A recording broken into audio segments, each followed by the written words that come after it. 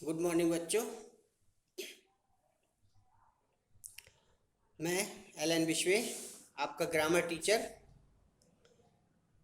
तो आज ग्रामर का कक्षा 6 का ग्रामर का 6 चैप्टर पढ़ेंगे। तो सभी बच्चे अपनी अपनी बुक्स ओपन करें, ठीक है ना? क्योंकि मैं 5 चैप्टर तक तो करा चुका हूँ, आज मैं 6 चैप्टर करा रहा हूँ, तो उसको आप देखें, ठीक है ना? पेज नंबर निकालें 37। देखिए, पाठ का नाम है शब्द रचना, उपसर्ग एवं प्रत्यय, वर्ड फॉर्मेशन, परफेक्शन, सफिक्स, ठीक है ना? तो इसको मैं पढ़ता हूँ, आप लोग सुने और अपनी बुक से मिलाएं। तो पाठ इस प्रकार है। शब्द भंडार में वृद्धि के लिए नए शब्द निर्माण के लिए मूल शब्द के प्रारंभ तथा अंत के कुछ शब्दांश जोड़े जाते हैं। ये शब्दांश उपसर्ग या प्रत्यय कहलाते हैं। क्या कहलाते हैं? उपसर्ग या प्रत्यय। इनके प्रयोग से मूल शब्द के अर्थ में परिवर्तन होता है। जो मुख्य शब्द होता है, मूल शब्द, उसमें परिवर्तन होता है। जैसे उदाहरण के लिए उपसर्ग, मूल शब्द और नया शब्द। देखो, उपसर्ग हो गया आप, मूल शब्द हो गया मान, और नया शब्द बन गया अपमान, ठीक है ना? उपर्युक्त उदाहरणों में उपसर्ग और प्रत्यय के प्रत्येक प्रयोग से अर्थ में परिवर्तन स्पष्ट हो जाता है। अब आ गया उपसर्ग। उपसर्ग शब्द दो शब्दों के योग से बना है। उपधन सर्ग, उप अर्थात पास, सर्ग अर्थात रचना, ठीक है ना? समझ में आ गया? देखिए, उप मीन्स होता है उपधन, उप मीन्स होता है पास, और सर्ग मीन्स होता है रचना। तो अभिप्राय यह है कि शब्द के पास रहकर शब्द का निर्माण करना, राइट? नेक्स्ट है उपसर्ग शब्द दो शब्दों के योग से बना है। उपसर्गों की प्रमुख विशेषताएं। उपसर्ग शब्दों के प्रारंभ में जोड़े जाते हैं, ठीक है ना? उपसर्ग या अपना स्वतंत्र प्रयोग नहीं होता। उपसर्ग का अपना स्वतंत्र प्रयोग नहीं होता। इसके प्रयोग में मूल शब्द का अर्थ बदल जाता है। कुछ उपसर्ग और मूल शब्द बताए गए हैं इसमें, फिर नया शब्द और उसका अर्थ। तो मैं एक दो पढ़ता हूँ, आप लोग मिलाते जाइए। उपकार, उप हो गया उपसर्ग, कार हो गया मूल शब्द, और नया शब्द बन गया उपकार। अर्थ हो गया एहसान। क्या हो गया? एहसान। जैसे अभिमान, अभिमान, घमंड।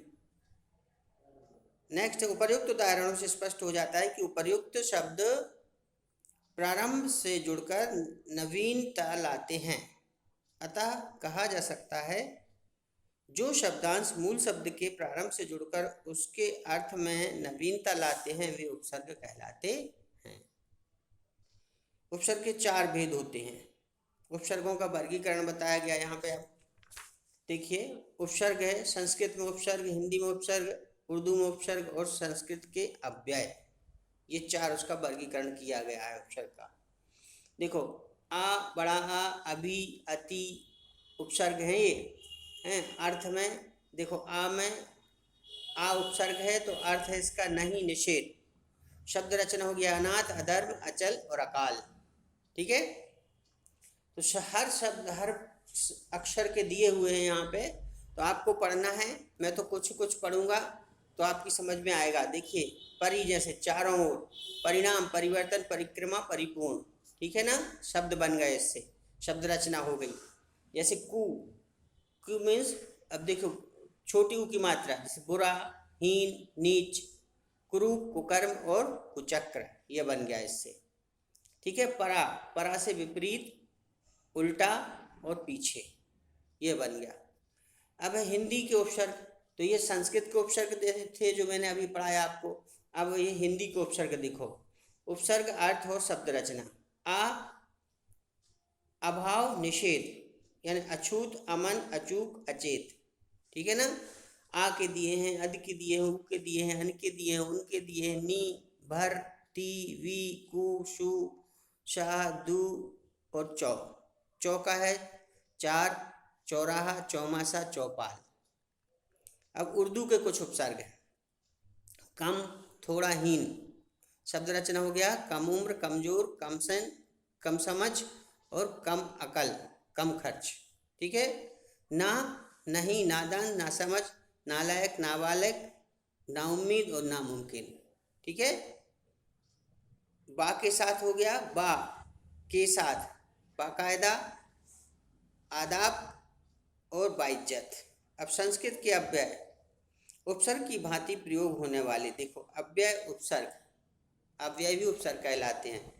अर्थ और शब्द रचना, तो आ, नहीं, अभाव, अनीति, असत्य, अज्ञान, अंतर, अंदर, अंतरात्मा, अंतर्देशी, अंतर्मुखी और अंतर्राष्ट्रीय। तो ये सब आपको पढ़ना है। पेज नंबर देखिए 46 पर, 40 पर। अब आ गया नीचे प्रत्यय। मैं प्रत्यय पढ़ा रहा हूँ। प्रत्यय वह शब्दांश है जो किसी भी धातु या शब्द के अंत में जुड़कर उसके अर्थ में नवीनता एवं निषेधता लाते हैं। इनका स्वतंत्र रूप से प्रयोग नहीं होता। मूल शब्द है, प्रत्यय है, नया शब्द है। मूल शब्द भूल, प्रत्यय है अक्कड़, बराबर हो गया भुलक्कड़। ठीक है ना। तो मैं एक एक ही एग्जाम्पल पढ़ रहा हूँ, आप लोग तो सब मिलाइए। अब देखिए इसकी डेफिनेशन है, जो शब्दांश किसी शब्द के अंत में जुड़कर उसके अर्थ में नवीनता लाते हैं प्रत्यय कहलाते हैं। प्रत्यय के भेद देखो, कृत प्रत्यय और तद्धित प्रत्यय, दो प्रत्यय बताए गए हैं। तो कृत प्रत्यय देखो, जो प्रत्यय क्रिया के धातु रूप के अंत में लगकर नए शब्दों का निर्माण करते हैं, कृत प्रत्यय कहलाते हैं। कृत प्रत्यय से बने शब्द कृदंत, कृत धनअंत बराबर कृदंत कहलाते हैं। प्रत्यय शब्द रचना, प्रत्यय शब्द रचना देखो, आ, पढ़ा, सोना, सोचा, लिखा, मटका, पटका, झटका, आई, बुलाई, बुनाई, ये सब है, ये आपको पढ़ना है, बहुत सारे दिए गए हैं। अब संस्कृत के कृत प्रत्यय अनीय, पूजनीय, निंदनीय, पठनीय, गोपनीय, कथनीय, वंदनीय और सराहनीय। ठीक। अब तद्धित प्रत्यय वे शब्दांश जो संज्ञा, विशेषण या सर्वनाम के अंत में जुड़कर नए शब्द बनाते हैं, उन्हें तद्धित प्रत्यय कहते हैं। तद्धित प्रत्ययों के योग से बने शब्दों को तद्धितांत शब्द कहते हैं। जैसे आई का भलाई शब्द रचना बन गया, भलाई, मिठाई, बुराई, चतुराई। आना प्रत्यय है, ये आना, इसका सालाना, जुर्माना और मेहनताना। ठीक। अब संस्कृत के तद्धित प्रत्यय देखिए, प्रत्यय और शब्द रचना, इत, कल्पित, अंकित, पुष्पित, शोभित, पल्लवित, इमा, कालिमा, महिमा, लालिमा और नीलिमा। अरबी फारसी के प्रमुख तद्धित प्रत्यय आना, रोजाना, सालाना, ईन, रंगीन, नमकीन, शौकीन और बेहतरीन। ठीक। अब उपसर्ग और प्रत्यय का एक साथ प्रयोग, उपसर्ग और मूल शब्द, प्रत्यय और शब्द, ये सब आपको रीडिंग जरूर करना है। जब रीडिंग करोगे तो आपको समझ में आएगा। आ, विश्वास, प्रत्यय हो गया ई और अविश्वासी, इसका शब्द बन गया। ठीक है। सु, शिक्षा, इन, सुनिश्चित। ठीक है ना। सम्मानित, सम्मानित, सम्मानित बराबर सम्मानित बराबर सम्मानित।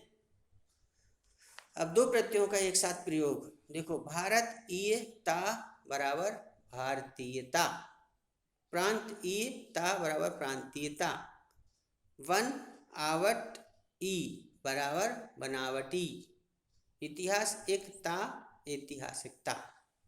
तो ये पाठ था, छोटा सा पाठ था जो मैंने आपको पढ़ाया, पर आपको जरूर पढ़ना है, तभी और समझ में आएगा। ये मैंने तो एग्जाम्पल देके दो दो पढ़े हैं, आपकी समझ में आए होंगे।